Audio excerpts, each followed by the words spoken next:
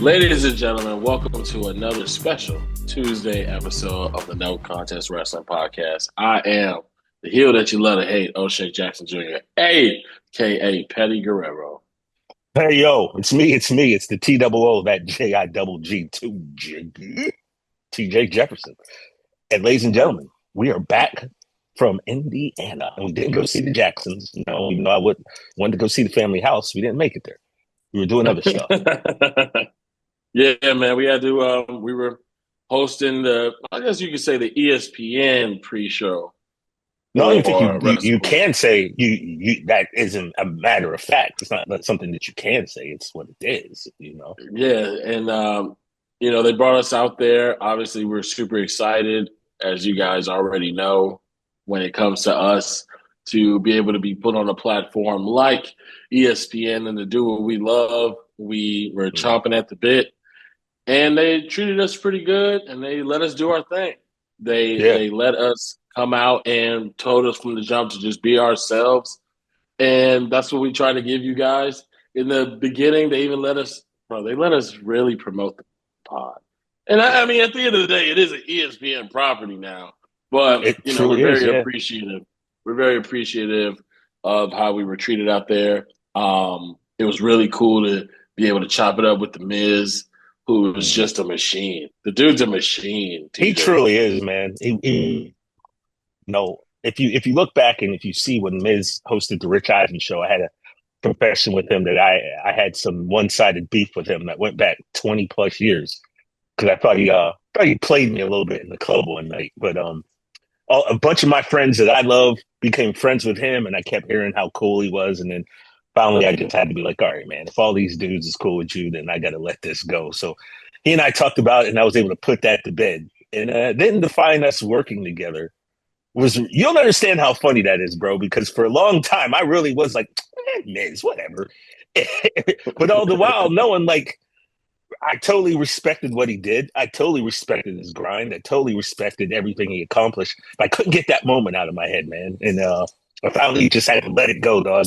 It felt good to let it go. And then to, have him sit with us for over an hour. And Shay, he told us, he was like, they asked me if I wanted to do an hour. I said, I'll do all two. I want to hang with you guys as long as I can, which that was pretty cool for him to want to do that, Yeah, and he even blessed us with 15 minutes that we could use today on the No Contest Wrestling Podcast. So you will see a little bit of that, of a conversation we had with Miz before the pre-show. So we will get into that a little later. Mm-hmm. But we're going to give you a complete rundown of, our experience and talk a little bit about Raw. Once again, it is a special Tuesday episode because we got to film this the night of Monday because I'm still shooting a movie. My man got a day job. You feel me? So.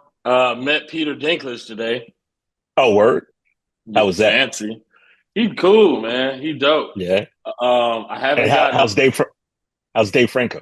Franco, that's man, your boy, though. So that's my boy. Like Dave been my homie since 2019, but today was the first time I got to have a conversation with Peter Dinklage.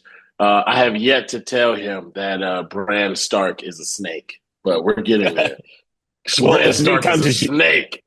As many times as you've tweeted that out, I'm sure he's seen it because it's something you tweet about once a month, I think. Matter of fact, it might be the first thing I tweet tomorrow. By the way, Stark is a snake. There's something I wanted us to talk about on the pre-show, but we didn't get a chance to. You ever find that snake? Want to tell that story? No. All right. So we in Georgia, there's a lot of wilderness. All right. It's very woodland out here. Not my cup of tea being from Los Angeles. And they have a snake on set. And this dude just walking around with the little, the cane that they use to grab snakes with. Look like that lazy claw that you get from Dave and Buster's or something. But so, which is why, because Jake the Snake didn't lose no claw. You know what I'm saying? No, he didn't use no claw. But he knew that snake. This dude's dealing with wild snakes, and so this dude been around us for about a week and a half, and then all of a sudden, I get word, hey Shay, there's just so you're aware, there's a non-venomous snake that we may not completely have uh, information on. And I was like, all right, well, what does What's that that mean? mean? It's around set and we don't know where it went. Oh, dope. Dope. All right. You know what Say type what? it is? It's black. All right, thanks, bro. So That. yeah, there's a Well, if it was snake going to be in any, this. if it was going to be any color, then that'd be Yeah, a I bad one mean, for you maybe that too. means he won't mess with me. But That's yeah, so in this farm that we're shooting in, we don't know where that snake went. So, and the handler wasn't there that day. I was like, of all days for you to not be there is the day we finally see a snake, and they don't know what happened to it. So it might pop up, it might not. We'll see. But Shay gonna be all right. yeah, man. So that was how we kind of kicked things off. We were walking the set, and you told me that, and I was like, wait, what? Yeah, it's But been a while, yeah, bro. yeah. To go back to what you were saying about them letting us be us, I was talking to one of our producers, Jake, and he, because we were doing a lot of text messages and emails, and I don't let that third part, that I caught a fish this big. I need to get to the source, so I called him up, had a great chat. He told us ESPN wanted us to do this. They were very excited, and they wanted no contest. He said, Mm. we want you to do what you do. We're not going to ask you to throw this stuff. We're not going to ask you to do anything you don't normally do. Whatever you do on the podcast is what we want. And that was pretty dope to hear. Yeah, it definitely took a weight off the shoulders a little bit Mm-hmm. because I know we've both been watching ESPN for decades, I mean, and a decade longer than you, but still. of course, I didn't say that. You said it. But yeah, and so you know what type of magnitude it is to be able to speak on that platform, let alone run the show on that Yeah. platform. And it might have had my mind in a different way of doing things until they said, no, we want y'all to be y'all. And that Mm-hmm. type of trust is very welcomed. It makes us feel welcomed. And we're very appreciative. So much so that we decided, well, really me, because it was a surprise for you, to unveil the Mm-hmm. NCW Championship title on the pre-show. I've been holding that secret down for longer than I wanted to. Mm-hmm. And to finally get the finished product from Dave Milliken. I had a feeling you had something, but then I was like, oh, he's holding in his hand as a t-shirt, like for a solid hour. I guess Yeah, maybe Jade had the bag hidden. I never even saw it. I didn't see nothing until you popped it out live. So yeah, bro. Had that magic. And yeah, sat on the table, covered in a no contest wrestling t-shirt, and then unveiled. There she is, the NCW title.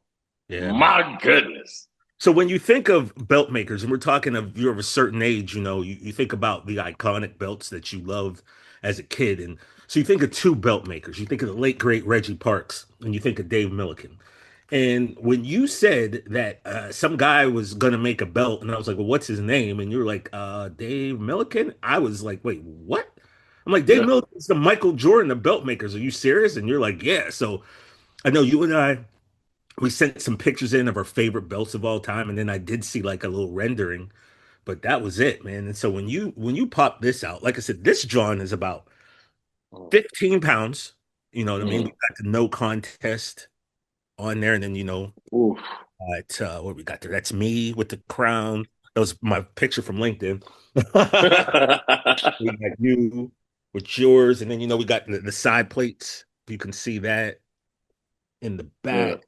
Yeah, man, this thing is truly, like Kadeem Hardison said in White Man Can't Jump, a thing of beauty is a joy forever. My man John Keats said that. John Keats, that's my man. This thing is a thing of beauty, bro, and it's gonna last forever. It'll be here long after you and I are gone. So, but yeah, man, this will be sitting in the Rich Eisen Show studio. And Absolutely, man. this, It this just this is truly beautiful though, yo. Like it what really. what you guys don't know is that before every episode, when we're in studio, we have like we gotta like look at we have hella belts, all Yeah. right, hella titles, and we have to really make a decision on all right, what are we showcasing, Every who's gonna be on, and like how would it matter to have such and such title there or yada yada yada. And we have been talking for a long time, like, bro, we need one for the show. And there's been a lot of people who have reached out who were like, oh, I would love to do it. And then it was April 9th. I asked Twitter, y'all know me. I asked Twitter, I was like, where can I get like a real deal Holyfield? Where can I get a high quality title? Mm-hmm. And there was a bunch of people in there like, oh, you want to hit Dave Milliken. You want to hit Dave Milliken. I DM'd him, said, hey, explained everything that I wanted it for. There was a show, explained the show, sent clips and all that so he could see. And he hopped right on it. He jumped right on it. And that thing is brand spanking new, man. It's beautiful. Let me hold it like Cody. Yeah, right. I just that N and that W, it just pop. It just pops, bro. I mean, look, I can't front the name, man. Like I was watching Raw tonight, and Joe Tessitore was talking about Asuka and Rhea, and was saying how Asuka's never beat Rhea, which is whack to me, but I already knew that. And said they had another match, and it ended in no contest. So, so yeah, this thing is just like. I'm gonna I'm gonna wear this to the mall. I'm gonna take this to Ralph's. I'm gonna go grocery shopping with this in the little baby carrier and just roll it. Do you think I won't when I will? I'll go do it. Because we're done, I'll go up to Ralph's and push this around in the cart. Listen, man, the entire time that I had that belt, I was looking like, man, we really got a Dave Milliken 1 of 1. How long have you? About a week and a half. Okay. And I was like, man, we really got a Dave Milliken 1 of 1, but I'm gonna really need it to be a 1 of 3, Dave, because like we gonna have the big boy, but me and TJ, we gotta have some for our houses. Yeah, man, I'm gonna have to hit that Powerball tonight to get me one of these. Yeah, man, come on, dog. So there will be others made, but that right there, that's our first one, representing a lot of growth with the pod. Looking at them early episodes, us figuring it out. And we still are. We still getting our flavor together, yeah, even as a year approaches in October. But just wanted not even a year. Yeah, not yet. And we just wanted something to commemorate not only the move to ESPN, but just how much we are putting into giving you guys the best show that we can, and show a little appreciation to y'all. Give y'all something pretty to look at too. And just one more time, we want to thank everybody who tunes into the No Contest Wrestling Podcast. We can only get bigger with the support that y'all give us, and we will do everything in our power as individuals and as a team to make sure we're the number 1 podcast in the world. That's what Miz said. So, like, well, I'm not going to call Miz a liar.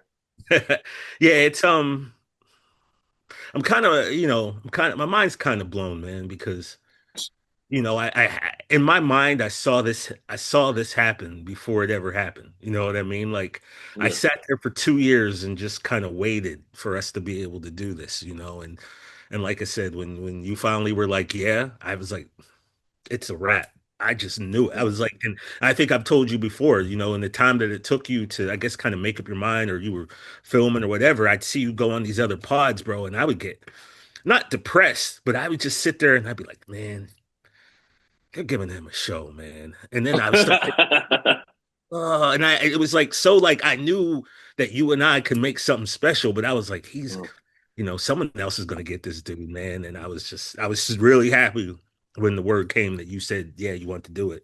And so, yeah, man. And here we are now, Absolutely. It's been one of my favorite decisions I've ever made career-wise is No Contest. That's why, when we got a guest, I'd be leaving set, got Grayson Waller making fun of my ass because I'm sitting in her car, just whatever I can. He goes, what are you, assistant? Are you getting the water? Yeah. Yeah, like, no, you in the drive-thru at Wendy's? I was like, damn, like, I'm at work. Grayson walked the hill to the fullest extent, bro. Absolutely. But enough of all that nice crap. All right, we here to talk about our experience and let you guys a little insight of what was going on in Wrestlepalooza. Obviously, we did the pre-show. Shout out to The Miz. Shout out to Sam Roberts. All the people, Cheyenne, who was working hard for us Shout out to Miss backstage. Latoya, who was driving us everywhere. Yeah, Miss Latoya, Glenn Jacobs, not that Glenn Jacobs, Not but that shout out good. to Glenn Jacobs. And Jake and Sean Michael were back in Cole. Bristol. Michael Cole, bro. Michael Cole rolled through and blessed us, man. And I gotta be honest, like I was telling you when we had Mick Foley, I found myself, I just kind of stared at him for a minute, like this is Mick. Straight up. I got that point. I was like, dude, this is Mike. This is, or as Y2J would call him, Mitchell Cole.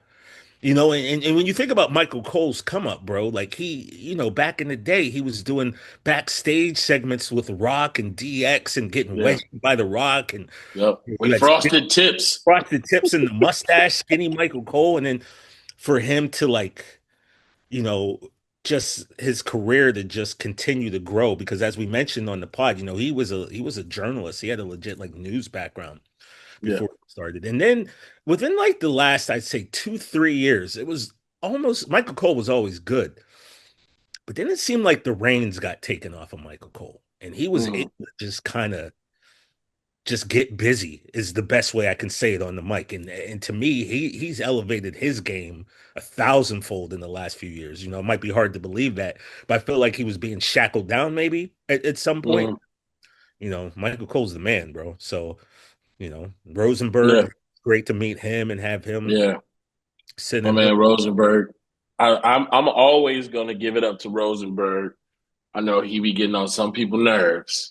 But that's Pete, man. But I'm always gonna show love to him because, before I did, the Van Vliets or Busted Open or any of the shows you were talking about, he was the first person to bring me on to a wrestling show to talk.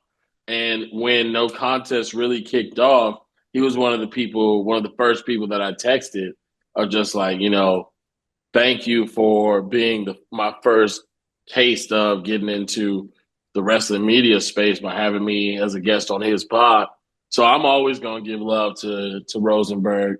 And it's just funny that both of us are over at ESPN now. And that's always going to be my boy. So I just wanted to shout out Rosenberg. Much appreciative as always. And getting through that pre-show, being able to do it with vets who have done many pre-shows in the past, it just felt a little seamless, seamless. It really felt like we were in control. There was not a point where I felt, man, it's not over yet. We could have gone on for much longer.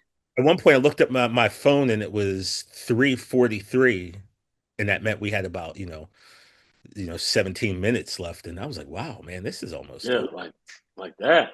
Right, I guess when they 4:43, my bad, 4:43. Yeah, but when they tell you all right, yeah, you got 15 minutes, them 15 minutes go away like that. Seemed like 3. Yeah, and they looking at you and they tell you that it tripped me out. Exactly. It just let me know that you got to really stay on it. And there's such a machine. The booklets that they gave us, the information to be able to pull off of, it really is something that I'm excited that we get to be a part of now. And it's just the beginning. Once again, it's all what you guys support. Now let's talk about what we got to do after. Boy, go in the cart. When they took us backstage, we was trying to go to our seats. We saw. You know who we saw. Oh yeah, the kid. Oh, those kids. Oh yeah. So you guys saw all the John Cena kids, right? Of course, there was 100 of them, all decked out in yellow. Right. And so they had just got done doing a segment at the top of the show. And so as we were walking in the back, and when we first walked in, they were walking out. And so all these little kids are walking by, and they all start, and I don't even know this. You know this, but I don't. I only know that because I took 5 minutes one day. It's like, what is this?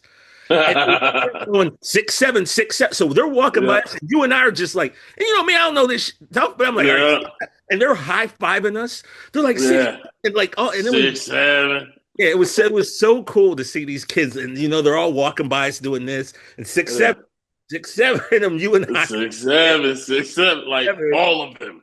Yeah. Like Every we don't single even know who started it with them, but like, yeah, them kids were amped. And also, the man Becky Lynch was there, watching, the kids pass by. It was great to see Becky. I met Becky previously back before she was the man, and with my sister Karima. So it was great to see Becky, all the success that she's had. Then we keep going, and who do we see with his headphones on? Just a tank of a man, friend of the show, Bron Breakker. Man, it's good to that's finally a meet him in big person. dude. Yeah, that's a big strong boy right there, man. There's no certain people like the TV don't do it, and they're already impressive on TV. Bron Breakker is an impressive human being and super chill. Yeah, And I very hate TJ. I hate that I can't like them right now. much. I can't Well, we're stand gonna that. we're gonna get more into that at the end, and now it's like now you are in a predicament, but we'll talk about that later. Yeah, and Yeah, so we so walk past, we see John. John is getting in his mode, yeah, and it was like seeing a unicorn, bro. It was he like, was coming whoa. out. He's like coming out of Gorilla, talking to some people. We also saw Stephanie Vaquer. She was down the Hmm. hallway and she was walking towards us. I was like, I wonder if she'd remember us, but then she kind of dipped into a room before she fully got to us, so we didn't really get a chance. Because it's cool to kind of meet these people that we've interviewed over Zoom, and especially with her because I feel like now we have like a kind of a bond with Stephanie because of the whole Devil's Kiss thing. So Yeah, but yeah, it was and then we're in the back and we're making our way to our seats, and then somebody just comes walking through like, we gotta clear the hallway. We gotta clear the hallway. yeah, I assumed that the beast was coming and they wanted everybody out the way. And you didn't have to tell me twice. I right. We went out and we were right in front of some pyro, and that went off, and I think we all I would have dunked at that point. I jumped so high. Yeah, like, bro, give us a countdown. Like, hey, it's about to be a boom. But then, yeah, the pyro, the show is kicking. Oh yeah, Joe Tessitore. Joe Tessitore Joe watching Test, us right, too. right. Shout out to Yeah, Joe. yeah, yeah. And yeah, so we make it to our seats, and now WWE is taking care of me plenty of times Well, where I've got yeah, this. I got to be honest. I don't know where we got the tickets. It could be ESPN. I don't know. But we had good seats. I know where we got Oh, you them. do? But yeah. Shout out to WWE, man. They're good people out there. But yeah, they put us up against the wall. I ain't never, except for NXT. NXT always put me over against the wall. But like for a PLE, being up against the wall, Hey, the being wall. I think people's first thought is you're in the back somewhere against the wall. We're in the yeah, front. nah. We I don't think most people, because I didn't even know what you meant. So I think most people would think, now we're front row in front of the front barricade row that barricade, baby. on hard cam side. So, you know, Yeah, and so it's just a different experience which you definitely got a taste of face to face with Brock Lesnar. all right. So let's get into it. First match of the night is Lesnar and Cena. So Lesnar's music starts, the people lose their mind. First and foremost, though, I want to give a shout out to Pat McAfee, who might have had the biggest pop of the night when he came out. Yeah, He was doing College Game Day, I think in Georgia or somewhere down south, and made it back. He came out, that place just erupted. Like I said, he may have had the pop of the night. yeah. And and then Brock comes out. Ooh. Brock comes out, and if you've never seen Brock Lesnar in person, it is it's a few things. It's awe-inspiring, Yeah, it's amazing, and it's also a little bit scary because yeah. like I said before, he's like the Prometheus alien. If you've seen the movie Prometheus, I don't even think it's called. There's an actual name for the thing, but The yeah, engineers. the Prometheus engineer. Thank you, Shay. Um, yeah, you just I don't even know how to describe it, man. Like Yeah, it's just come like you walking just by, think like, can I imagine this thing mad at me? right? No, and he comes walking by, so I'm screaming. I was just like, this man's not from. Yeah. He's from Planet Lesnar. I've never seen anything like it. And then he got in front of us, and he kind of looked at me, and I threw my hands up, like, yeah, I'm cool. Oh, hey, brother. Hey, brother. I ain't trying It's to. just entertainment. There's a time to try to be a tough guy, and let me tell you something. That ain't the time to try to be a tough guy. This is the only way I can describe it. If anybody at home got an apartment or got whatever where the washer and the dryer are on top of each other, that's Brock Lesnar.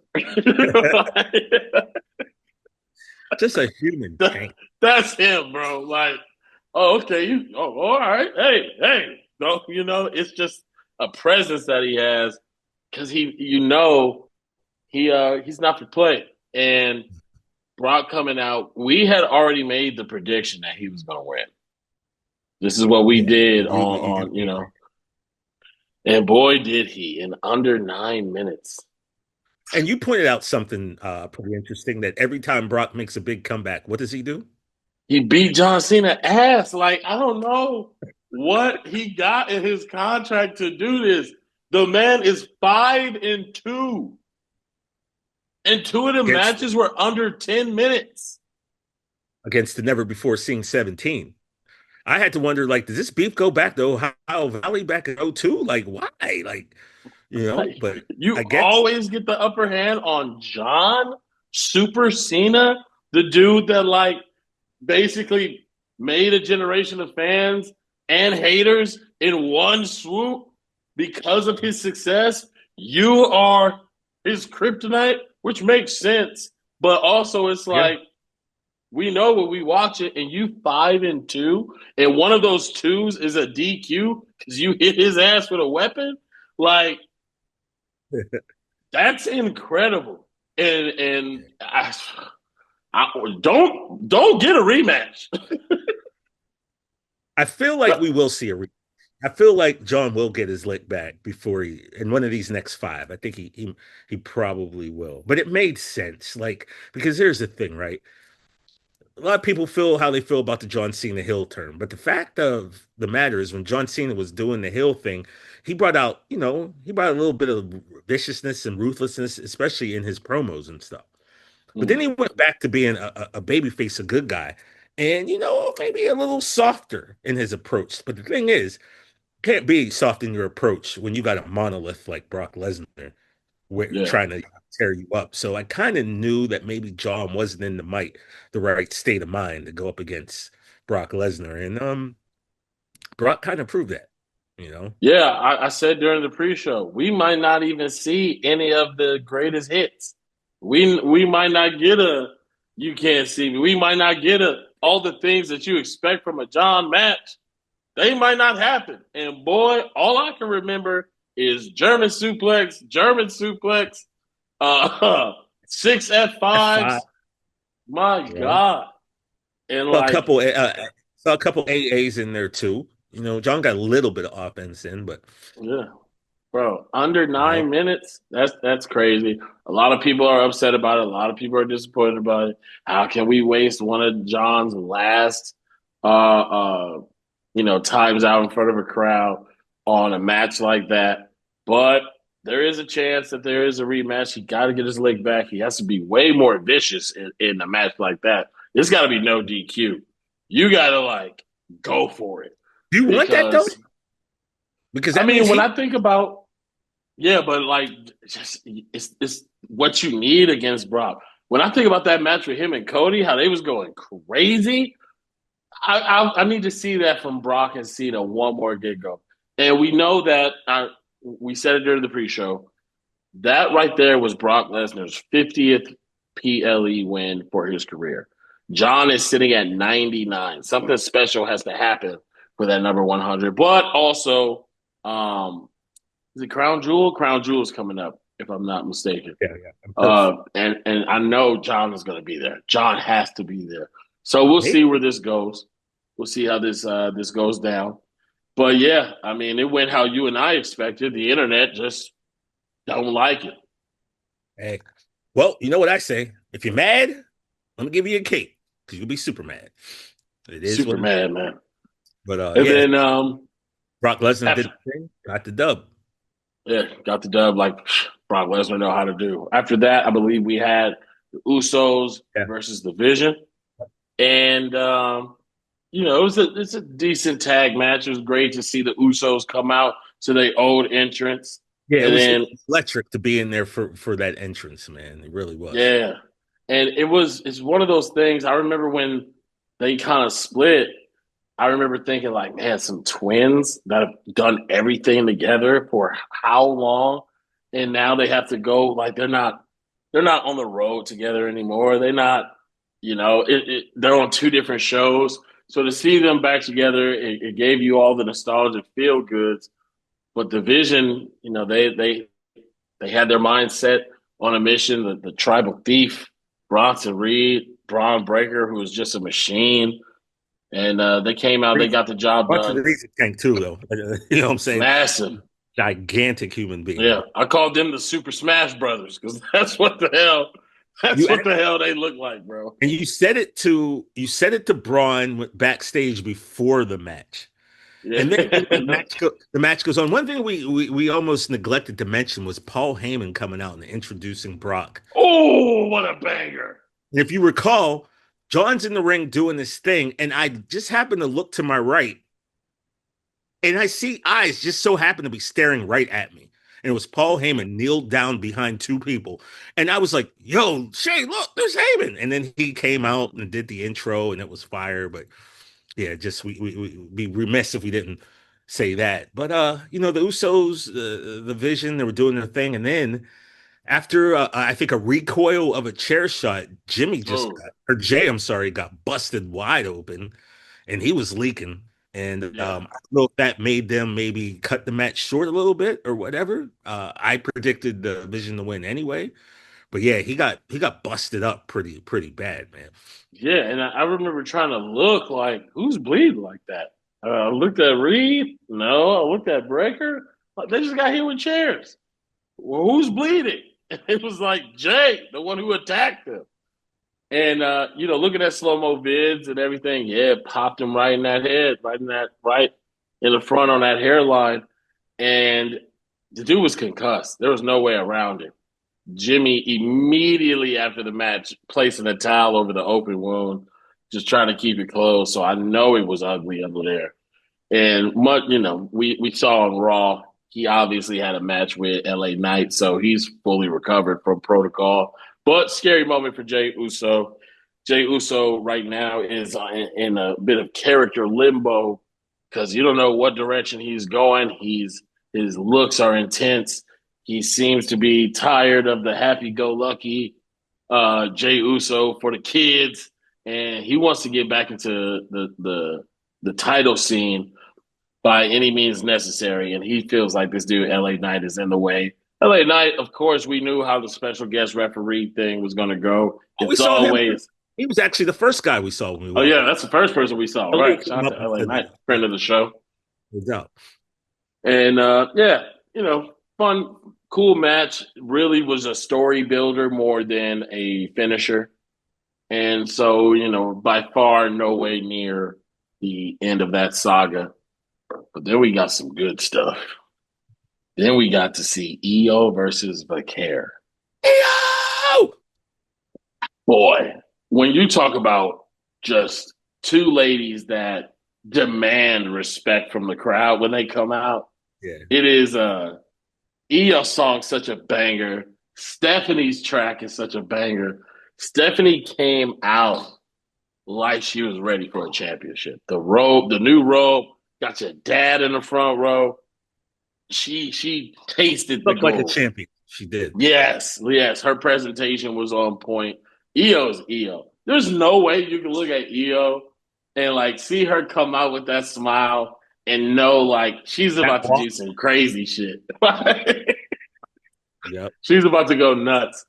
And they did exactly what they were supposed to do, what we had been waiting for. Now, we both thought Asuka was going to have a hand in it. Yeah, that's where it was going. They let it play out. 101, catch a fair one.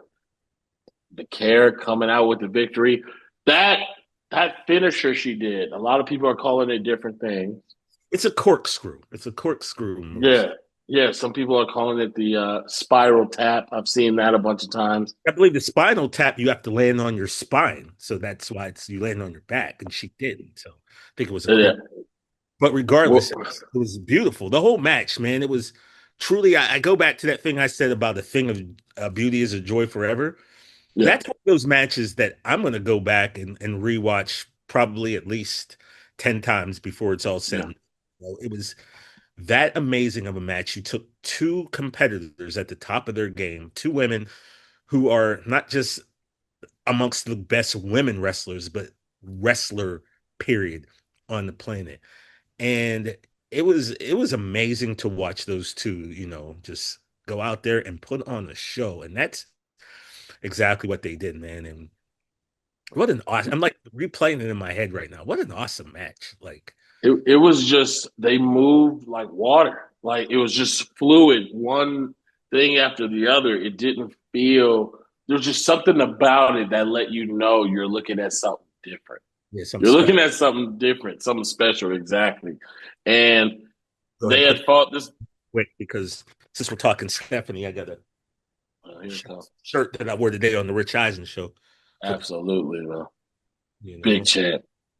And they had fought twice before, but both of those times ended in no no comment. contest. So it was something that we were waiting to see what the choice was going to be. You're going to give it to the vet, or are they strapping the rocket to Becker? She got the dub, but I got a little controversy. How so? Both their shoulders were on the mat, bro.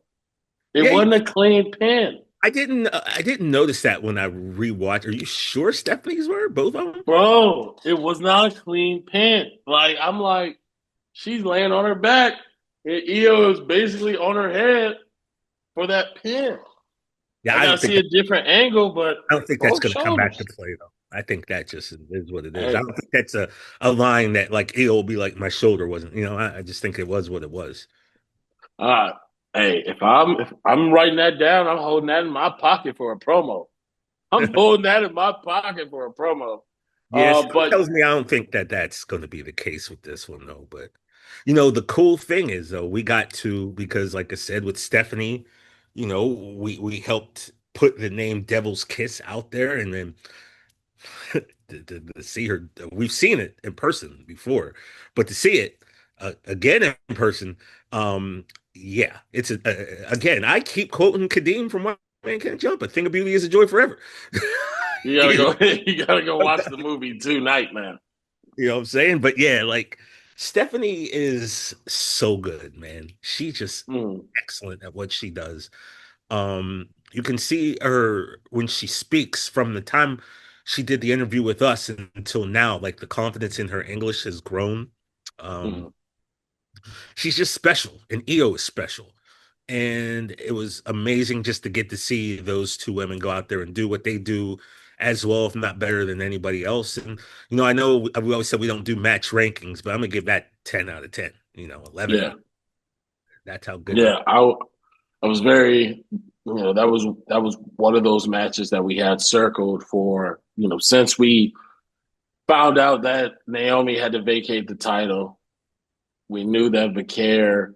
I really didn't know where that original match between Naomi and Vicaire was going to go because I Yeah, felt who like you were? Naomi.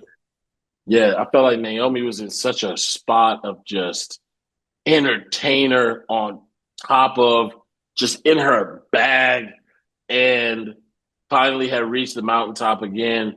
And there were so many people that, while she is being a heel, were just so naturally happy for Naomi that I really didn't know.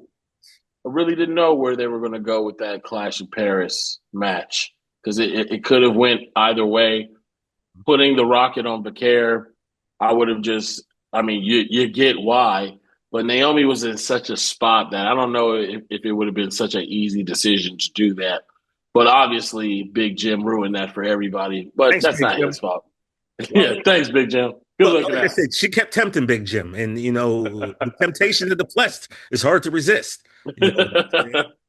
Yeah. So, but and Sister Trend being Sister Trend, she's still wilding out on Twitter. As she said, she put a tweet out, Stephanie Vaquero or Stephanie Velcro, or however she says her name today. Congratulations, beep, and you better mail me my nameplate. And then somebody wrote, somebody responded, make sure it's next day shipping too. And she wrote, I need them ASAP. So she's still wilding out on Twitter. It's amazing. I hope that we don't go the next 13, 14 months and not see her. I hope she pops up just randomly at some point. If it's just backstage to talk trash, just to remind people that, she ain't going nowhere because Yeah, she's at least so entertaining. come out with the bump Yeah. with the caution baby on board or something, man. Love that. People would love to see. Yeah. We can't go a year and a half without seeing Naomi. Not with the run she's been on, the best work she's done in her long career, man. So, but hey, bringing life into the world's beautiful, and congratulations to her. And man, that baby is gonna have so much fun growing up. and, Athletically gifted for sure. and just imagine, like, your dad is, according to everyone, is probably the funniest dude in the locker room. Yeah. So, yeah, that kid's probably in for a very good life. Now we're gonna get back to the PLE, but I just reminded myself of something. To our friends over at Bleacher Report. Now, I know a list is strictly opinion based. There's nothing that says that your list is law and that we all got to follow that or anything like that. But when it comes to the 25 greatest or the top 25, whatever y'all called y'all list, Naomi not on that list. There's a bunch of people on that list whose influence is a key factor in them being on the list. And I'm one of those people that believes in influence impacting where you are at the end of the day when we map out greatest careers and whatnot. And when I think about all the firsts that Naomi is for Black people, I'm going to just say what it is. There's no way that she isn't top 25. When Did I you know put about in this? I don't even know what you're talking about right the now. list, oh, my brother. Let me let you know right now this Is this list. today? No. This was before this is probably 3 days before Wrestlepalooza. But we never spoke. No, we never talked about it. This was just strictly like something that the internet had a hold of. The list was, and I'm going to read off this right now, 4 days ago. Bleacher Report ranks the 25 greatest women's wrestlers in WWE history. We have at number 1, Becky Lynch. Number 2, Charlotte Flair. Number 3, Right there, Trish. right there, Shay, you violated. You did something that you can't start a countdown list. Why you gave me number 1? I don't care about the rest of the list now. You got to start from the back and work your way down. Now I know Becky Lynch is 1. There ain't no more surprise now. Well, I mean, she said it during her promo that Bleacher Report say she number 1. I'm starting at my bad. 25 right now. Let's go from the bottom. Let's Yeah. get here. Number 25, Michelle McCool. Number 24, Jacqueline. Number 23, Bull Nakano. A little bit, Nakano? huh? What How you say Nakano, right? Yeah, That's also my boy Wilmer Valderrama's daughter's name is Nakano. Wow. Yeah. Yo, that Wilmer, we gotta kick it. Yeah, so I think Bull Nakano a little low on this list, or a little high, depending on how you want. She should be a straight powerhouse, straight powerhouse of a woman. 22, Shayna Baszler. 21, Alundra Blaze. Oh, number 20. Stop. Alundra Blaze. Come on now. No. I thought they was getting mad at her because of like. All right, you got Bull Nakano and Alundra Blaze in the 20s. This is almost not a valid list already, but keep going. Number 20, Liv Morgan. Number 19, Alexa Bliss. Number 18, AJ Lee. Number 17, Mickie James. Stop. Brother. You know how I feel about Mickie James. Bro, I love Mickie James. She's only number 2 to Asuka in my book of all time. My favorites. Mickie James' team, I don't like that. But I'm sorry. I'm probably going to interrupt you again, just to be honest. I feel you. Listen, this is what the internet been on, bro. Number 16, Natalya. Number 15, Beth Phoenix. Number 14, the Bella Twins. Number 13, Io Sky. 13? As in after 12 and before 11 or 14? No, I don't like that either. 13. Number 12, Paige. Okay, she was Number 11, Ronda Rousey. the 11th greatest women's wrestler of all time, Ronda Rousey. Ronda Rousey. I mean, this is not a knock on Ronda Rousey. No, Ronda Rousey whoop ass. But I'm talking about WWE history. Not even, yeah, I mean, okay. WWE history. Top 10? That's what we got there. Yeah. All right, now we're in the tens. Number 10, Lita. Number 9, Oscar. Stop. I don't even care about the rest of this list. The rest of this list is Daisy. It's false. I'm like, the only reason I'm not going to shut this down is because she's in the top 10. Other than that, if she had been in like 13 or something, I'd have broke my laptop. But I'm sorry. You know how I get. number 8, China. Okay. But number 7, the longest reigning Raw Women's Champion of all time at number 7, Bianca Belair. She hasn't had that long of a career, though, either, man. Like, when you compare her career to, say, Oscar's career in terms of length and accomplishments, I don't have any problem with her being there. It might even be and this is not a knock on Bianca. But yeah, I'm okay with that. We love Bianca. Number 6, Bailey. Okay. Number 5, a Sasha Banks shout out.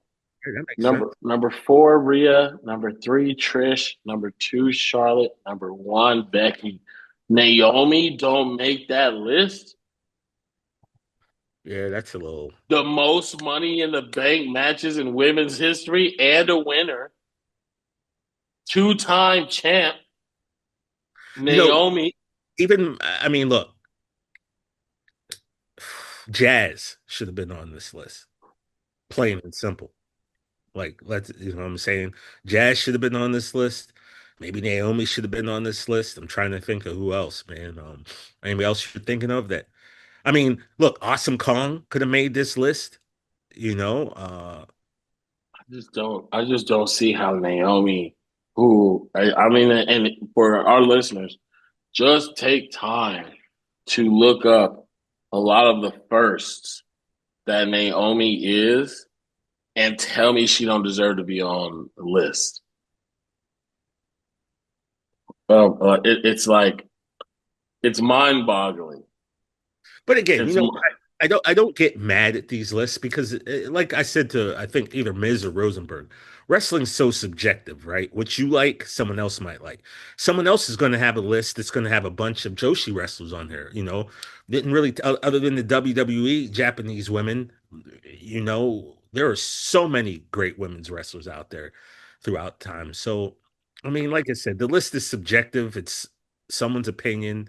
I'm not going to get too riled up, even though I got a little riled up. But I mean, she's a 2-time SmackDown Women's Champion, a former tag team champion. She was TNA Knockout Champion and never lost as World Heavyweight Champion. And she can't be in the top 25. There's some people on there that I don't even know if they won. And she can't be in top 25. Who are you taking off then?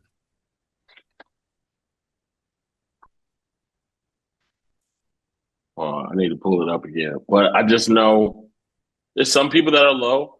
Some people that I know are on here for their influence. I like Shayna Baszler, right? She's cool. Yeah. Shayna Baszler, 22 all time. And no Naomi. And she's never been a world champion. Yeah, never been a world champion. Only NXT. And she was dominant in NXT. She did her thing. Dominant.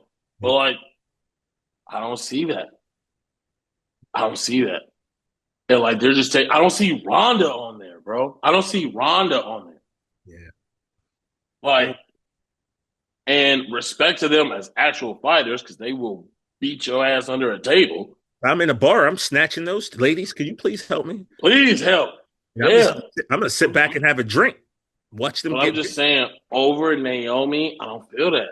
That don't feel good. Old school TJ would say Wendy Richter should definitely be on this list. Wendy Richter was at the time when the rock and wrestling connection started to happen in the mid to late 80s. It was her and Cyndi Lauper. When MTV and WWE had like a partnership going, it was Cyndi Lauper, Captain Lou Albano, and Wendy Richter, like taking on the Fabulous Moolah. Wendy Richter being with, Cyndi Lauper, that would be that would be the equal of, because how big Cyndi Lauper was, it would almost be like if you took, Tiffany Stratton and put her with Taylor Swift. You know what I mean? Mm. That's how important Cyndi Lauper was at that moment in music. Yeah. So yeah, I have Wendy Richter. She's got to be on my list. The fact that the Fabulous Moolah or Mae Young isn't on this, Woo! that's a little, and I can understand, there's some stuff about Moolah that people don't like, but Mae Young, we saw, Queen of the Ring, we know, yeah, yeah. Bro, just here's four. Naomi was the first black super. This is one of those crazy things that when we were interviewing her, remember we were going over the list. She's the first black SmackDown Women's Champion, first black women's tag team champions. She was a part of them. First black woman to win the Money in the Bank briefcase. And according to the records, because I remember looking it up with you, and we were like, "Nah, what about Simmons? What about Rock? What about first black superstar to win a world title at WrestleMania? She can't be on the 25? What about Mildred Burke? There's a whole movie made about Come on, Mildred dog. Burke. Queen of the Ring? Queen of the Ring. Ring? You don't have Mildred Burke on your list? Like, yeah, I don't know. Maybe we got to work on our own no contest lists. Because we do lists every now and You're then. about to get me cussed out. I get cussed out every day already. We haven't done a list in a while. The last time, what did we do? We did best drop kicks. So we got to get. Yeah, and there were some people we missed on that. We got to get back in that, because I told you our guy Manny from El Paso, I think Manny's from El Paso in Texas.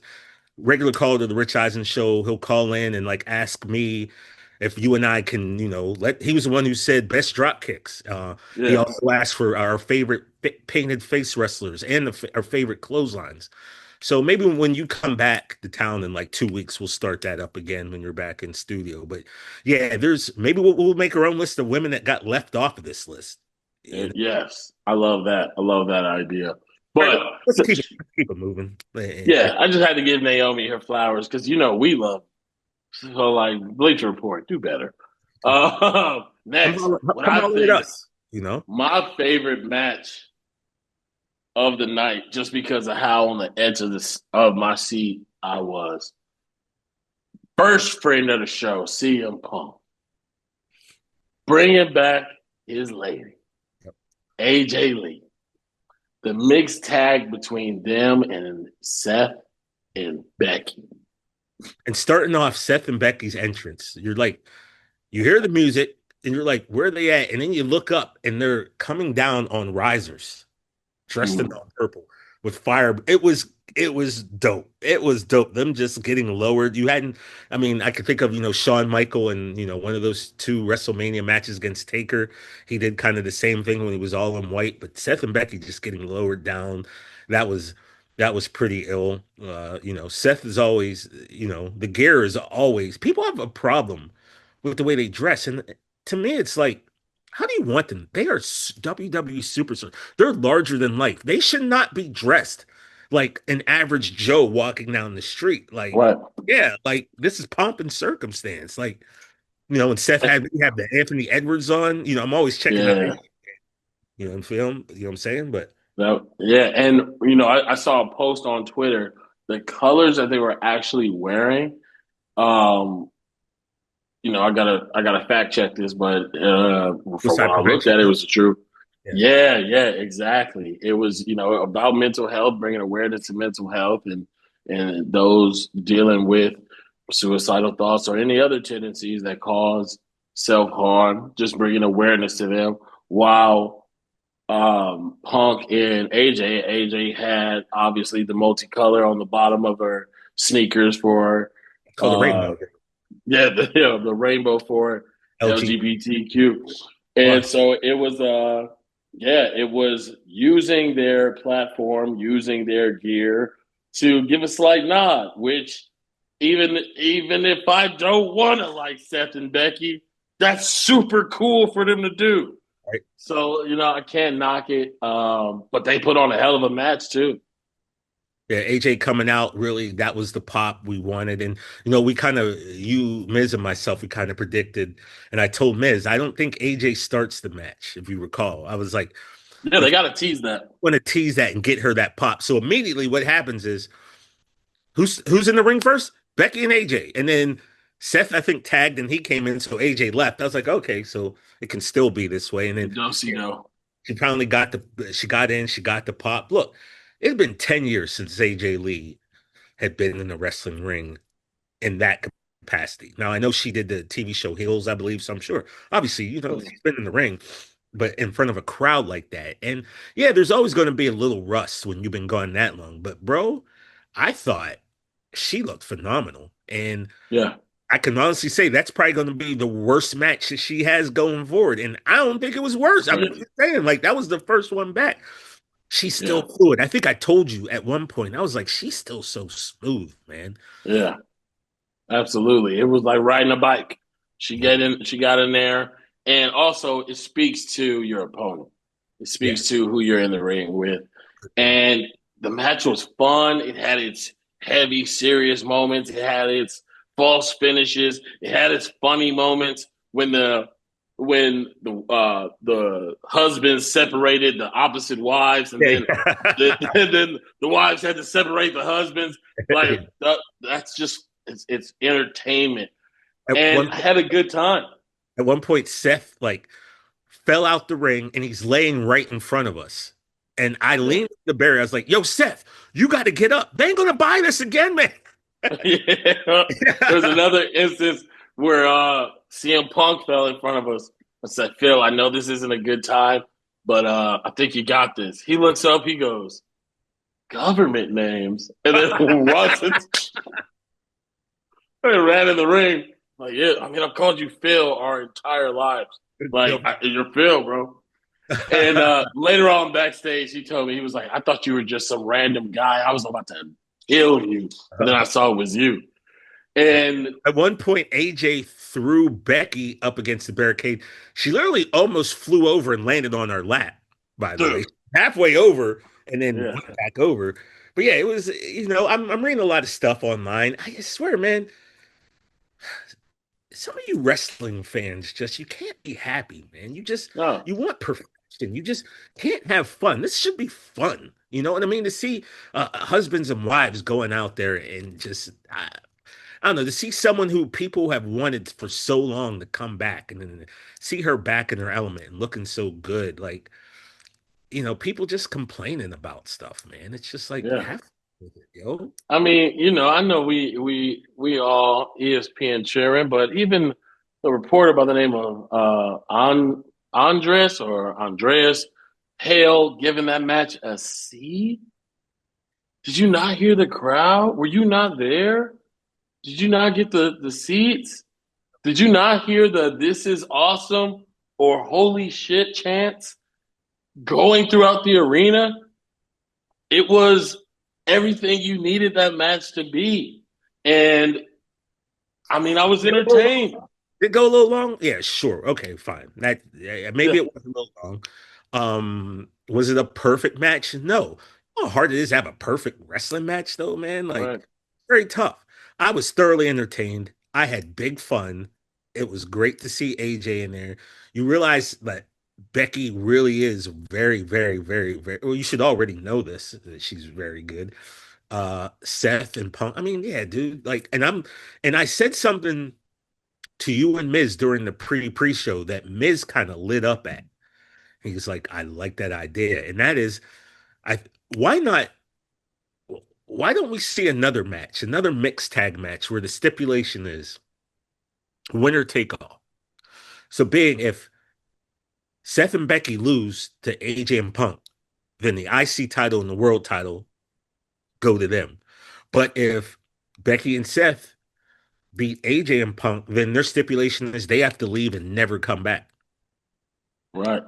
Or just go to SmackDown. Well, I'm saying you have to have that. It has to seem like a finale. And obviously, you'd have Punk and AJ go over, but that should be that's what Seth would do because he hates him so much that he'd want him gone. So, that's a little we like to call creative liberties here in No Contact.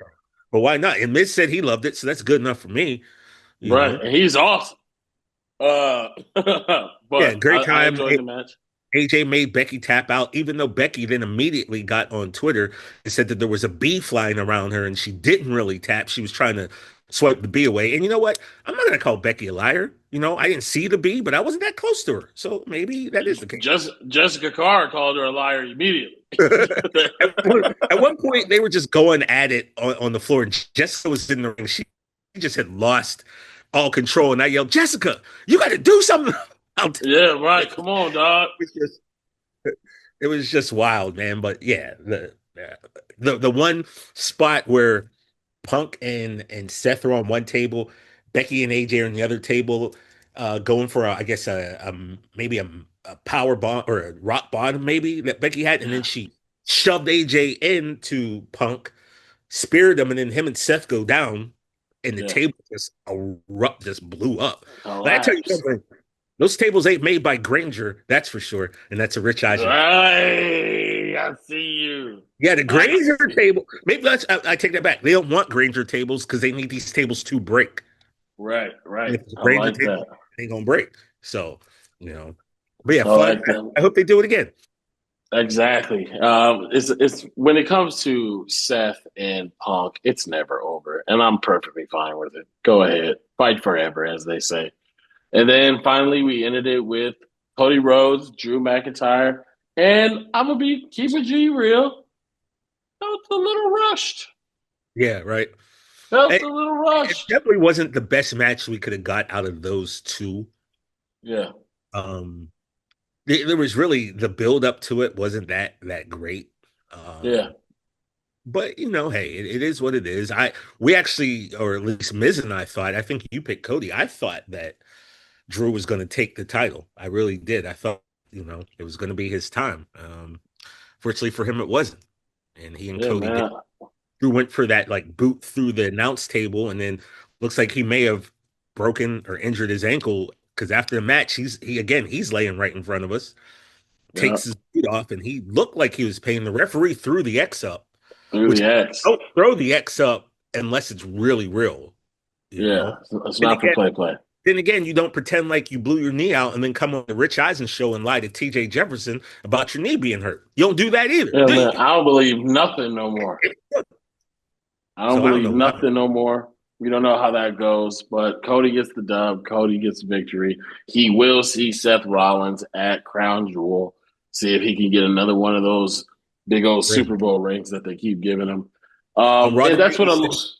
on Raw tonight, he says he has 9 more digits and he wants to fill them up with rings. So Yeah, I mean, the all of Raw tonight was really just a build up for Crown Jewel, and I think we can expect that. And the thing about these Crown Jewels is they're like non-canon events. Like they don't really mess with the main storyline too much. We know what it is, kind of what like we're a looking at. standalone type thing. Yeah. Yeah. So it's a little main storyline break. I think the most interesting thing right now is Asuka and Kyrie finally hitting the switch and going up against EO in the main event tonight. Rhea Ripley got hit with the mist, and I ain't never seen somebody get hit with the mist so damn well. Let me She explain was a something. whole different color. I've seen the greatest misters of all time, and I'm going back to the great Kabuki. I'm going back to the great Muta. I'm going to Killer Khan. I'm going to man. There's just so many others that have missed it, but yeah, that was a lot of miss that Oscar hit Rio. It Dude, really was. Rhea is a whole different species right now. I mean, if they were casting She-Hulk now, all a producer would need to do is watch this last episode in Raw and see this gigantic green woman and be like, "Oh, that's our She-Hulk," you That's know? her right there. But yeah, that was probably the most exciting thing. Penta hit Grayson Waller with the meanest, um, bro. Avalanche Mexican driver destroyer. I mean, like my God, we need to check on our buddy down under. Next week, Um, next week we're getting Rusev against Dirty Dom for the IC title. yeah, there's always turmoil in the Judgment Day. We'll see how they go with that, but I Also, mean, to just sorry to interrupt you. I was going to say to cap off our Wrestlepalooza night, we went backstage as But well at the before end. that, there's one thing we're forgetting: Stephanie McMahon getting her flowers. Undertaker comes riding the bike out, and we're all like, of course, you're like, you hear the gong, you're like, oh, but why is Yeah, Taker coming out? And he pulls his bike in front of Steph. She was down the road from us, and he starts talking to her. He climbs over, he sits down, and then gives her the news that she's officially going into the 2026 class of the Hall of Fame, and she looks stunned, man. She yeah, really did, and good for her. Steph has hell been yeah. a lifer in that business, and she's probably the most powerful woman, that as a character that there's ever been in WWE. And also, when we met her at Fanatics Fest, like couldn't have been nicer. Like impossible Mm. for her to be sweeter and a nicer human being. And you just, she comes over to me because you were like, "Hey, I'm here with my friend, but he doesn't want to come out. He doesn't want to bother you." And she's like, "Oh, let's go talk to him." And then, Yeah. like on the show, I'm sitting there eating, and out of the corner of my eye, I see her power walking towards me, and I like hurry up and finish, and I put my fork down. I'm like, and she's like, Yep. "Does you want to come say hi to me?" Open arms, hugs me, and I'm like, Embrace. yeah, I was like, "Wow, this is Stephanie McMahon, bro." Yeah, Good and for her. just a little inside scoop to our fans out there.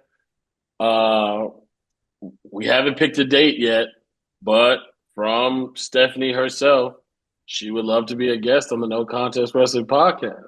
Yeah, Pretty, I don't know if you guys know, pretty big. big deal. And yeah, I can't wait to. Can you imagine the story she got? Top it Oh up my with goodness. Steph, man. Yeah. So, the show that was great, and we had fun. I think it was slightly better than the C that they're giving everybody. Maybe not an Yeah, A because it's hard. There was only yeah, 5 matches, but five was almost perfect. You didn't, it was like it felt like you got in and then you got out. You yeah. know, one thing I'm a little surprised they didn't do is maybe bring some more of the legends out. Like this is your first foray into ESPN. We got the Taker, that was great. Kind of felt like I'm surprised. I'm not saying it was necessary, but I'm surprised that there weren't more legends that people who may be watching really for the first time would go, "Oh, I've heard of that guy," or "I've heard of that guy." But hey, you I can't be. mean, you know what I was expecting. What's that? I was, like I just can't. I couldn't imagine the world without hearing. And so I'm still So yeah, to good. this day, waiting for that. A lot of fun being in the front row, man. Like, and I mentioned this, being as a kid growing up in Altoona, going to watch wrestling at the Jaffa Mosque, man, and sitting basically at the top of the arena. To be blessed enough to be able to sit front row. We ain't green shirt guy, you know what I'm saying? But like that was Right. pretty dope to be right there and and see the action up that close. And then we made our way back because we were leaving. We thought we were going to shoot a wrap-up show, but I think things went on so long that we didn't have time for it. So as we're sitting there, you start talking to either one of the cameramen or one of the ring guys. Mm. Tell me what that conversation was before you got what you got, because I didn't hear it. What was said to you? And then Now, I'll know what was got. I may or may not have gotten tapped on the shoulder. I may or may not have been told, "Hey, did you have a good time?" Yeah, man, I loved it, man. This is like I'm living out a childhood dream every time I come to one of these. You want the turnbuckle? Excuse me? You want the turnbuckle? Perdona me? Uh, yeah. Uh, yeah. I'm gonna get you the one with the W. Boy, I hope I don't get in trouble.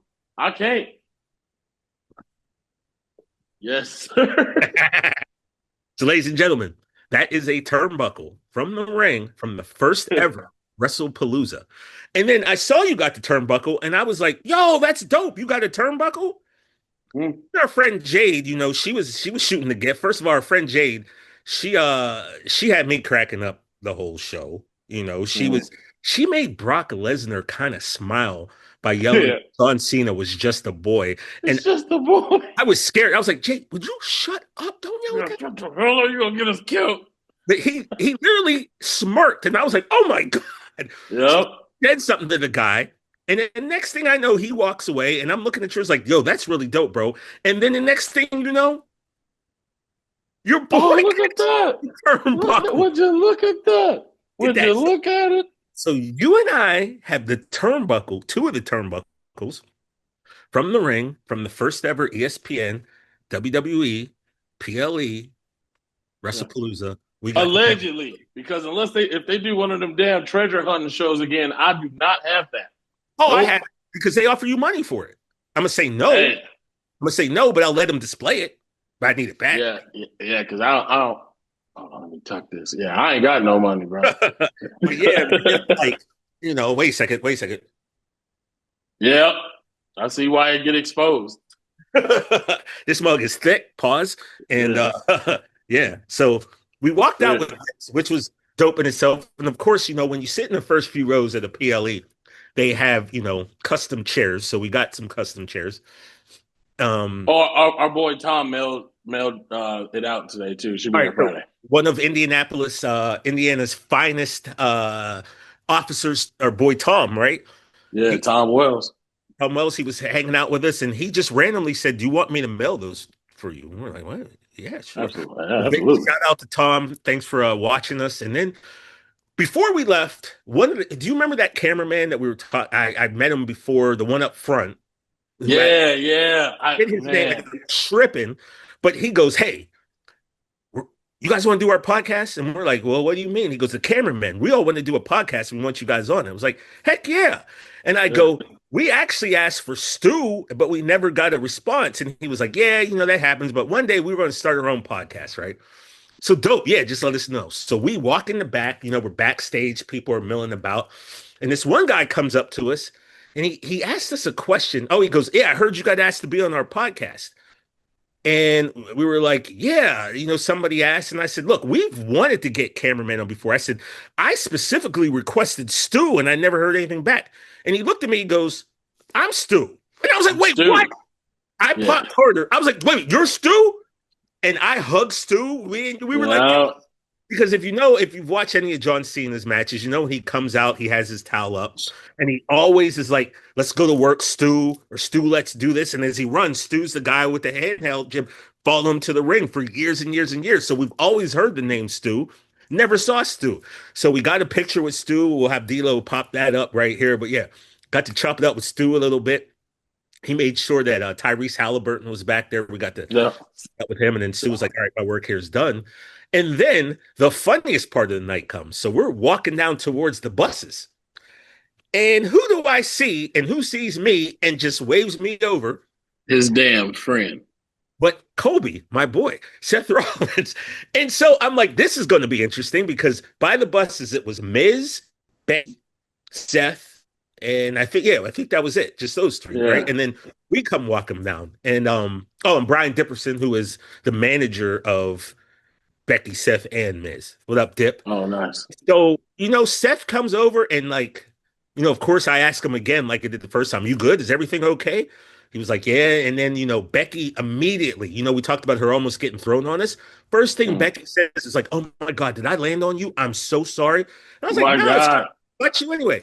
I got to say this without ruining her character. Becky, and I'm good on picking up vibrations. It's just, I've always been good at just getting a feel for people. And I can tell you this without fail. Becky Lynch is, and I hate saying this because it's going to maybe mess up her character, maybe one of the nicest people I've ever What a sweetheart. My God. I mean, she's so dope. And we only really, we talked to her at the beginning when the little Cena kids were coming through. Yeah. We saw her. She immediately asked how we were doing, blah, blah, blah, chopped it up with her a little bit. Yeah, man, Becky's just so cool. And then you and Seth, I wasn't really sure what your combo was, but it looked like you guys were it was a nice combo you had. Your hatred for Seth Rollins didn't come out because at that point, I think you were speaking to Colby. Pluses. I told him.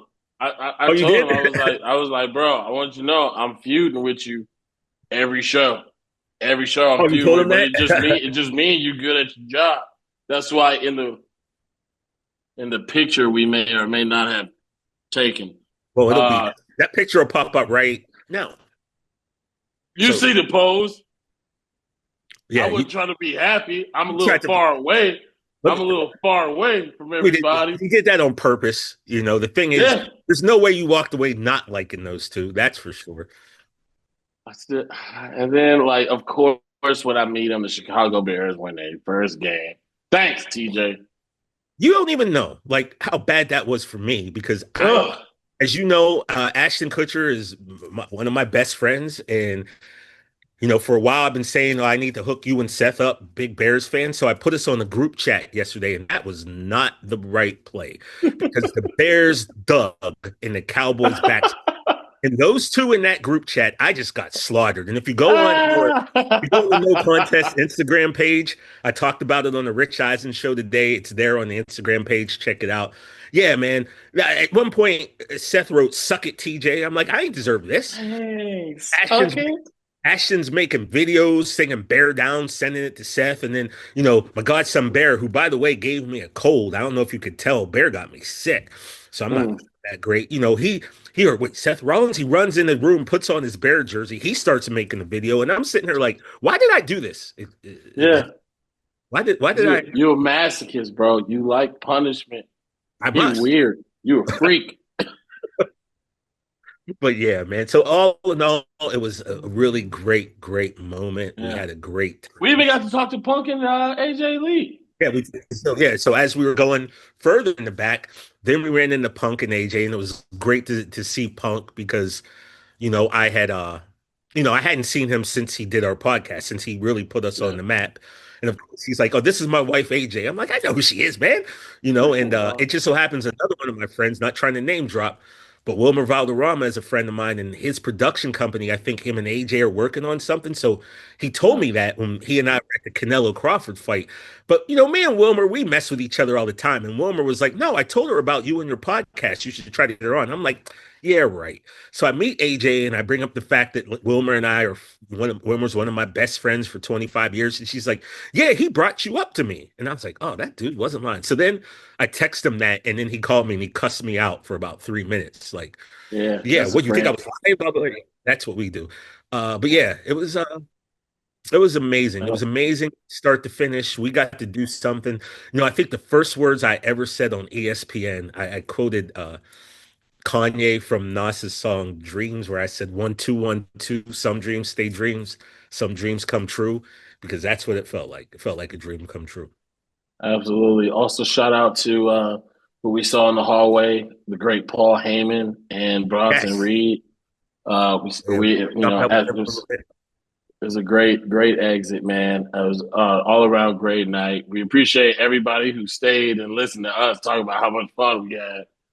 But TJ, man, when we started this today, I told you, I was feeling sick, and I was like, I think we've gone over an hour, and we still got a little bit more for you because we got an interview with the Miz. Oh my God!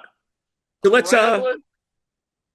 we've done enough talking for a minute. Let's go ahead and send it to Miz right now. Our next guest, TJ, for the No Contest Wrestling Podcast, he is a 2-time Money in the Bank winner, a 2-time Grand Slam champion, 25th Triple Crown champion in the history of the company, a 9-time Tag Team champion, 2-time United States, 8-time Intercontinental, and 2-time WWE champion. He's from Cleveland, 20-plus year vet, had some time in Los Angeles, but we're not talking about LeBron James. We're talking about The Miz, man. That's what I'm talking about. Well, thank you very much. Right, welcome The Miz to the show. It's good to be on the #1 wrestling podcast. I'm trying to tell you. It's good to have you, man. It's good to have you, man. We met on the set of the Rich Eisen show when you hosted. I shadowed you to see how my day of hosting was going to go, so it was good to see you. And it went well, by the way. I watched. You crushed it. Crushed it. Crushed it, dude. It was good stuff. Yeah, so he brought some A-listers a little bit after working with. the A-lister. You see how that I works? cheated and asked Ice Cube at the end, but if you got to I like that he's Ice Cube. Yeah, not bro, Dad. he's a guest. He's a guest, dude. He's a guest. Have you ever Ice Cubed him, by the way? Never. Have you ever been like, "Hey, Cube"? Yeah, on the show was the first just time. gotten beaten down like I am Dad. No, it was D-A-D. It was just he would give me such a look of distaste that I don't know how he would take it. So that's why first time ever was on the Rich Eisen show. But you called him Ice Cube. I was like, so Cube, and it was like a weird. Like, how do your shit. friends, by the way, get introduced to him? Like, are they like Ice Cube, No, or is it Mr. like Jackson? Mr. Really? Yeah, Mr. Jackson. Yeah. What? Yeah. And the most they'll ever get is a "How you doing?" And that's it. That's it. That's really it. All right. That's just a sign of approval. All right, what brain busters do you got for me today? Tully Blanchard and Arn Anderson. Boom. Oh, okay. See, you said brainbuster, right? Oh, hey now. Oh no! All right, now We're live. We're Hey, live. everybody. All right, so something. All right, you want a question that I don't know if you've gotten it before, but it's something that I like to ask anyone who's won, the big boy, the title of all titles, the WWE Championship. Take us through that first night, laying your head on the pillow after everything that you had been Everything through, you had to everything that all the people getting on you, All the naysayers. yes, the naysayers. When you finally, after calling your shot years ago, finally getting the WWE title, what was that first night laying your head on the pillow as champion of the world? I'm going to go before that, okay? Yeah. So before that, I have Money in the Bank. Everyone is talking about how I'm going to be the first ever to cash in the Money in the Bank and lose. Because up until then, no one's cashed in and lost yet. Everyone's like, The Miz will be the guy. He'll be the one guy that does it. So I get to Orlando that day, and I kind of find out, you're going to cash in today and win. Oh, Now, I wanted to keep a secret, obviously, but I remember I did something on the show before this because it was I believe it was the main event, and it was Randy Orton versus the entire Nexus team. He was going up against all the characters of Nexus, the Superstars, and I was going to go in. He was going to injure him. He was going to get injured. Cash in, go after the leg. And by the way, previous to this, we were having promo classes. And during that promo classes with Vince McMahon, that day, he wanted us to get our inner animal out. So we'd had to cut promos like dogs. I watched Sheamus and Wade Barrett cut a promo as dogs. You on all fours? And I'm telling you, that was promo class that day. But honestly, when I got in that match, and if you watch that match back, you can see, I am literally channeling an inner animal. I am seeing the injury, and when an animal sees an injury, that's your target. That's where you go. When a shark smells blood in the water, they target that, right? Yeah. So that's what my mindset was. So it helped. That promo class helped me get into that, lock into that mode, right? So I go after Randy Orton. I hit the Skull Crusher finale. I pin him 1, 2, 3. And so many emotions. You don't understand what happens in that instance because everything slows down but speeds way back up, right? So everything slows down where I hear 1, 2, 3. I'm so excited because I know I have to celebrate because I'm so conditioned. When you win, you celebrate bigger because then everyone can see. The last people up there can see. But emotionally and inside, I'm going, oh my God, it actually happened. It actually happened. Yes, yes. And then all of a sudden you feel the kind of almost everything you've been through. Getting kicked out of the locker room, every day going to Deep South Wrestling and telling myself, one more day you can do it. One more day. This is so tough. This is the toughest thing I've ever had to endure. My body aches. My mind is going every which way because I feel like I should be somewhere, but I'm not where I want to be. And I have to keep trying, keep struggling. And then you get to WWE. You get kicked out of the locker room. Nobody likes you. Everyone's telling you you're going to get kicked out and you're going to get fired within 3 months. All these things are going in my head in that moment. And this is within 3 seconds. Yeah. You know what I mean? And then all of a sudden I get up on the second rope and I feel myself being like, yeah, and seeing the crowd kind of react in both awe, cheering, and booing. Yeah. Seeing, and then being up there and seeing the audience, I almost was in tears, but then I'm sitting there thinking, you can't cry right now. Not right now. You're the WWE champion. Like, you see the Austin crying, you see The Rock crying, no, you want to be that guy. So you're like, yes, I am the guy. But you also feel an immense amount of pressure because you know what comes with a WWE championship. You are now the face of the company. You are what everybody is set out to be and do. And it's in November. And so I know WrestleMania is coming up, and am I going to keep this title for that long? So you're going through all these emotions. So then I get backstage, and people are clapping backstage, shaking my hands. I went up to Vince. I told him, I won't let you down. You made the right decision. Because nobody really knows this, but Vince was on me from whenever I lost to John Cena at the Great American Bash, and I just got mopped the floor with, Vince was on me. You need to be serious. You can't be such a goof. You're too goofy. Goofy doesn't sell. I want you to put asses in seats. Yeah. And so I'm like, yes, sir. So after every match, he would literally just be like, you need to do this better. You need to do this better. You need to do this better. I've seen him do it with many talent, but then he was taking an interest in me. Yeah. And I was a sponge. And not only did I have him, but I had Randy Orton to work with live events. I had John Cena to work with live events. I had Shawn Michaels take me back and literally saying, Mike, this is what you need to be doing. Hunter would take me aside and he would show me how to punch because he didn't like my punches. Like all these veterans now were taking me aside and doing that. And so as I was getting uplifted, winning the United States Championship, winning the tag team titles, winning Money in the Bank, I was learning stuff and learning. So then all that came to there. So that night, everyone claps, everyone shakes my hand. Where do you go? Do you go celebrate? I mean, right? Like, we're in Orlando. Let's go to a club.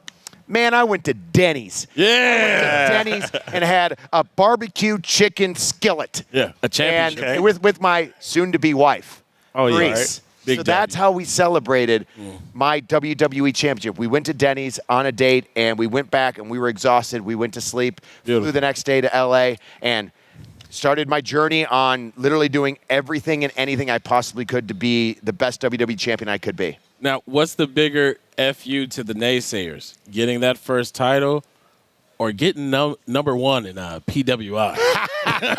Because that. You know what? That was a backhanded compliment because I when they told me that I was getting number one in PWI, I did an interview and I was like, man, this is really special because I remember the first time I was in PWI, I was like number 400. It was my first year in wrestling. I didn't think anyone knew I was actually doing it, but I got in and I was like, oh my God. So every year I'd look to see what number I was. Yeah. And when I got into WWE, I kind of let it go because I didn't really care anymore. But then when they told me I was number one, I was like, this is amazing. And then I read the article. We really didn't want to give it to this guy. Of course not. You can't deny the year he had. And I was like, you couldn't just have been like, he deserves it. No, he's our number one. It was like, I know it's going to upset everyone, but no one had the year like The Miz. I had the United States title and the team championships all at the same time. I had 3 titles. Yeah. No one does that in WWE. Yeah. I had the Money in the Bank. I had WrestleMania. I won as a bad guy in the main event of WrestleMania. That doesn't happen. You were number one and also most hated in the same year. Amazing. Yeah. So I'll take that one. Yeah, absolutely. When you think back to your reality days and the way that most of us got introduced to you is you on the Real World, going to the KB toy store or wherever you were, and you bought that replica title. Did that go through your mind when you're holding the real title? Like, you started there, man, and nobody thought that this was going to be happening for you, and it happened, and you made it to the top of the mountain. Did that go through your mind? When I was on the Real World, I wasn't even thinking about being in the WWE. I was just trying to be comfortable, right?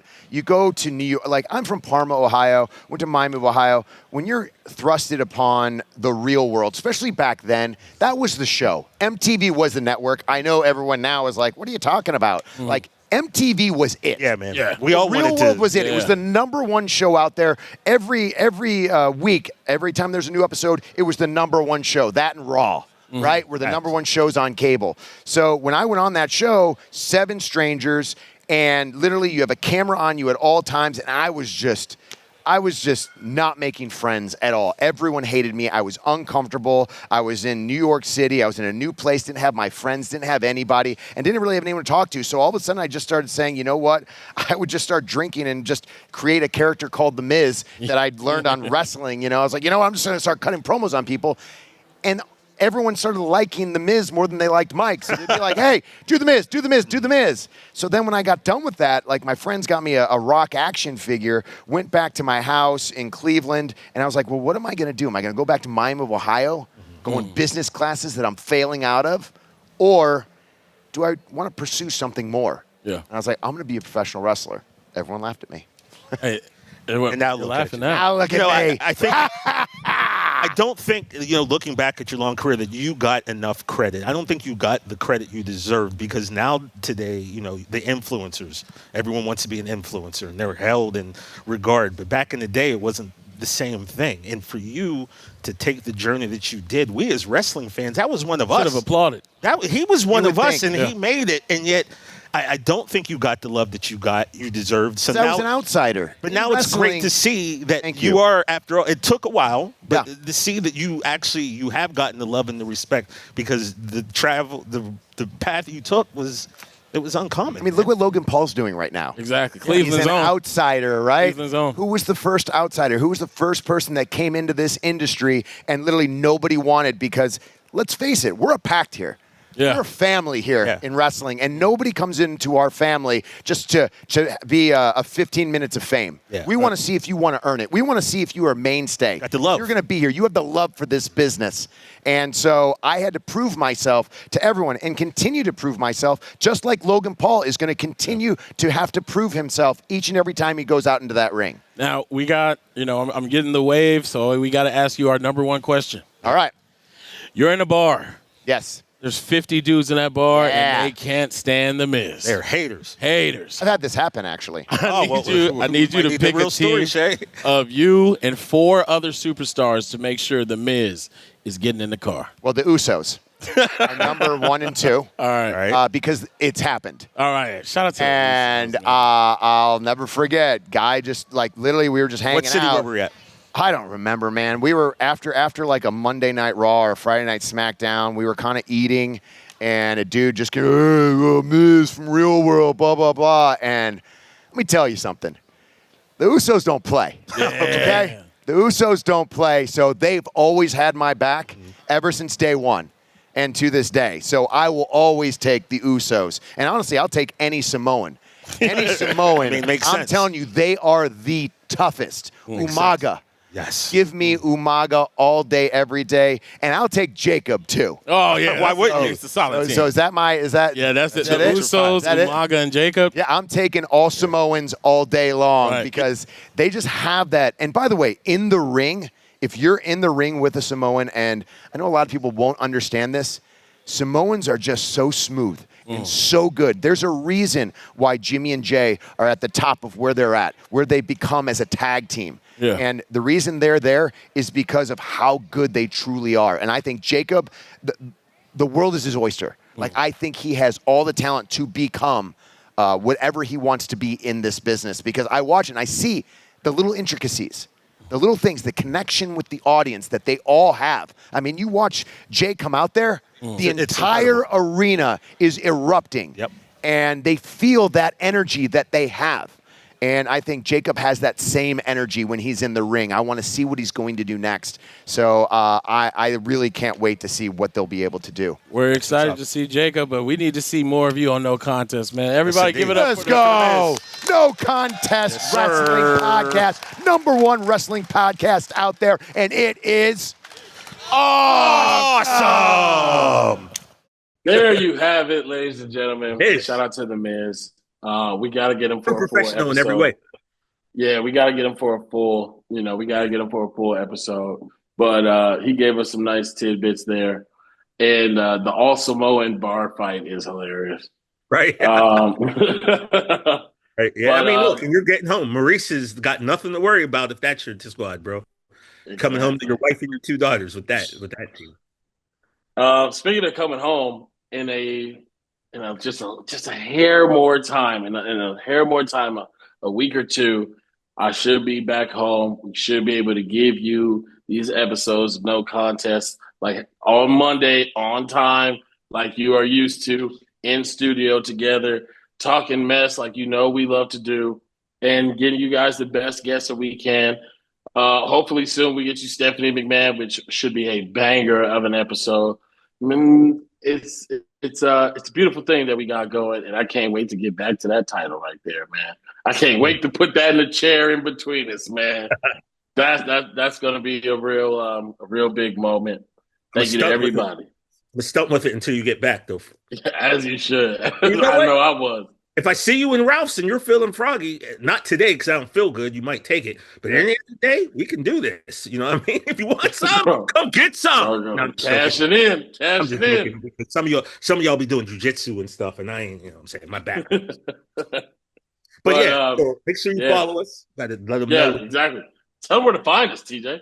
All of our socials. So on Instagram, No Contest Wrestling Podcast. On Twitter or X, that is There's No Contest. On TikTok, No Contest Wrestling Pod. And of course, you'll be able to see all of the videos on the Rich Eisen Show page, and you'll be able to see the pre-show on the ESPN YouTube page. How about that? Look, man, we're coming up. You know what I'm saying? Come on up, bro. Thank you to everybody who supported us. The next time I see you, it might be officially no, not even yet. The next in studio might be around the time of our year anniversary. We can't wait to share it with you guys. That was our weekend. Appreciate you guys tuning in. TJ, sir, bro. All right, now for everyone else, we appreciate you rocking with us, and we'll see you soon.